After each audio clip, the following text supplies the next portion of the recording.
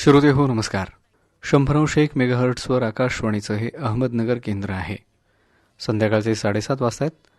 यानंतर कृषी आणि शेतकरी कल्याण मंत्रालय भारत सरकारद्वारा प्रायोजित कार्यक्रम किसानवाणी आपण ऐकणार आहोत. या कार्यक्रमाचे सादरकर्ते आहेत सुदाम बटोळे.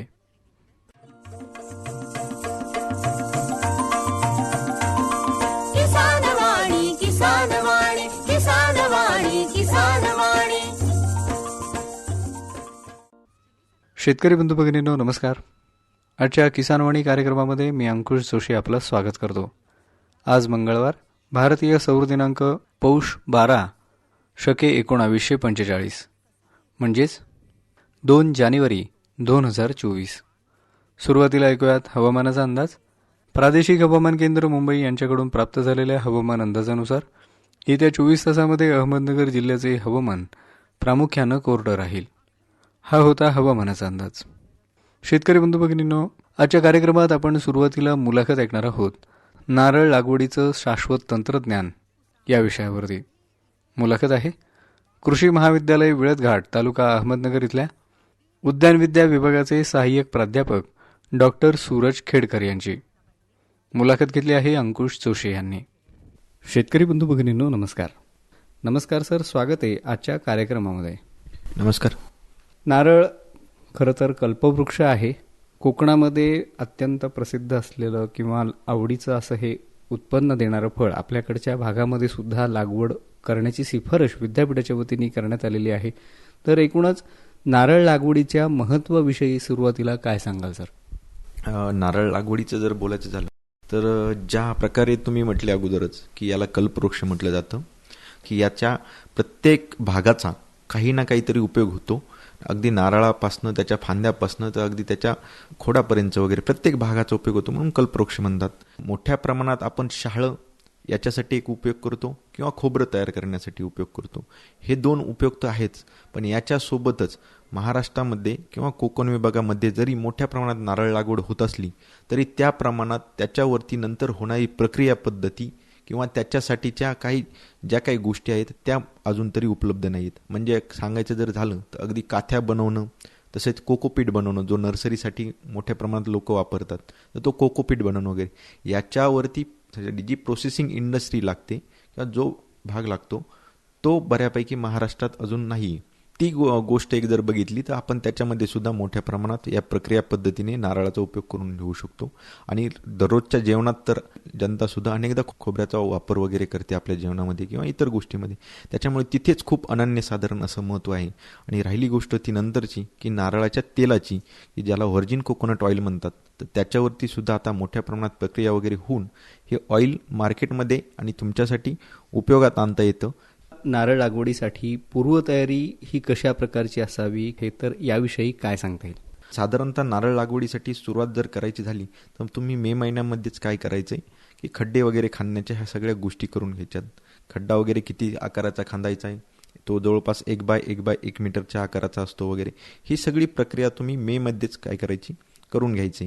आता राहिली गोष्ट ती याच्यानंतरची, की साधारणतः नारळ अशा प्रकारचं पीक आहे की ज्याला मोठ्या प्रमाणात पाण्याची गरज लागते. आणि ती पाण्याची गरज कधी लागते जास्त, तर जेव्हा उन्हाळा सुरू होतो, म्हणजे पावसाळा संपतो आणि पावसाळ्याच्या नंतर घाटमाथ्यावरती जेव्हा हिवाळा आणि उन्हाळा सुरू होतो, या पूर्ण कालावधीमध्ये खूप प्रमाणात पाण्याची गरज लागते. त्याच्यामुळे नारळ हे पाण्यावरतीच वाढणारं पीक असल्यामुळे याची ही एक तयारी करणं गरजेचं आहे पूर्वतयारीमध्ये, की पावसाळा झाल्याच्या नंतर आपल्याला पाणी व्यवस्थापन करता येईल का, ती एक गोष्ट.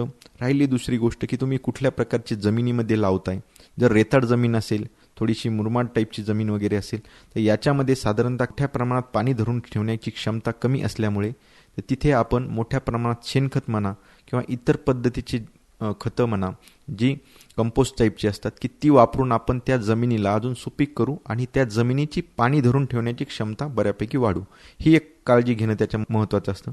त्याच्यानंतरची गोष्ट की समजा काळी जमीन उपलब्ध असेल तुम्हाला लावण्यासाठी, तर काळ्या जमिनीमध्ये पाण्याचा निचरा होत नाही, पाणी साठून राहतं बरेचदा.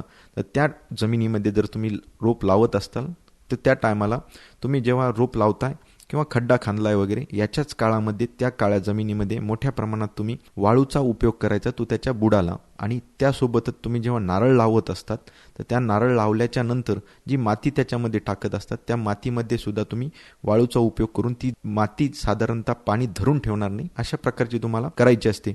राहिली गोष्ट, आता समजा तुम्ही खडकाळ जमिनीत लावताय की जिथे बऱ्यापैकी खडक वगैरे आहे किंवा एकदम मुरमाड जमीन आहे, तर अशा भागामध्ये साधारणतः तुम्ही जो खड्डा खांदला आहे तो किती खोल खांदला आहे यापेक्षा तो किती रुंद खांदला आहे आणि त्याच्या भोवती असलेला तुम्ही इतर मातीचा ढिगारा म्हणजे चांगली माती आणली, तुम्ही सुपीक माती आणली, त्याचा ढिगारा त्याच्या भोवती घातलाय तर तो ढिगारा खूप महत्त्वाचा असतो. म्हणजे साधारणतः त्याच्या बुडापासनं ते वरती 1 मीटरच्या अंतरापर्यंत मातीचा ढीग लागतो आणि त्याच्या बाजूनी रुंदीला जवळपास 2 मीटरचा तरी मातीचा ढिगारा लागतो.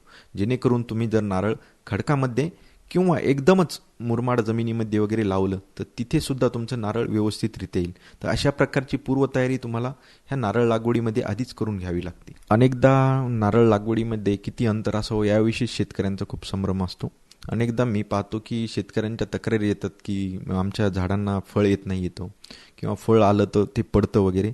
तर ही गोष्ट आपली अगोदरच असते की पूर्वतयारी केल्याच्या नंतर जेव्हा आपण अंतर किती ठेवायचं किंवा किती अंतरावरती लावायचं, तर यामध्ये साधारणतः तुम्ही नारळ कुठलेही लावत असताना 2 ज्या काही तुमच्या रांगा आहेत त्या 2 रांगामध्ये आणि 2 झाडामध्ये सुद्धा जवळपास 7.5 मीटरचं म्हणजे ते साधारणतः 25 फुटाचं अंतर येतं. तर एवढं अंतर राखणं खूप गरजेचं आहे.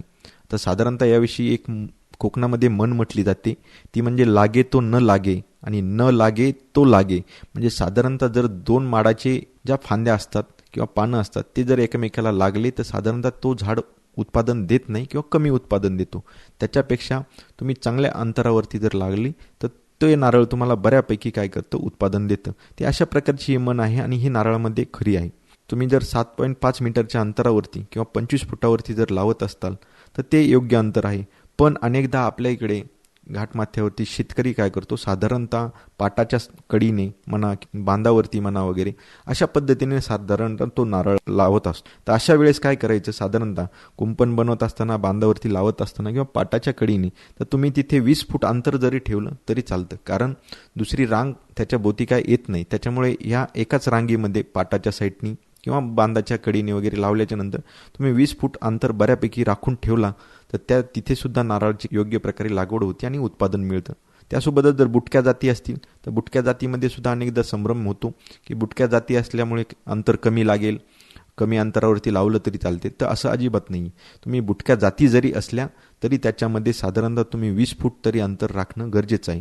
तर अशा प्रकारची हे माडातील अंतर खूप गरजेचं आहे की तुम्ही कशा पद्धतीने ते राखताय.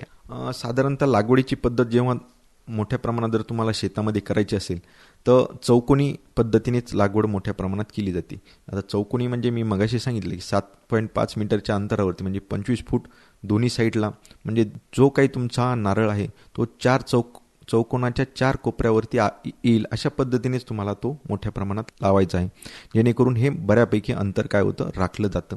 आता राहिली ती गोष्ट जर डोंगर उतारावरती, तर डोंगर उतारावरती तुमची पाण्याची जर व्यवस्था असेल तर तिथे सुद्धा तुम्ही बऱ्यापैकी हे लावत असताना मधलं अंतर 20 ते 25 फुटाचं तुम्ही राखणं गरजेचं आहे. आणि ह्या डोंगर उतारावरती एकदम पायऱ्या पद्धतीने तुम्ही काय करू शकता, नारळ लावू शकता. पण त्याच्यासाठी पाण्याची आवश्यकता तिथे महत्त्वाची आहे.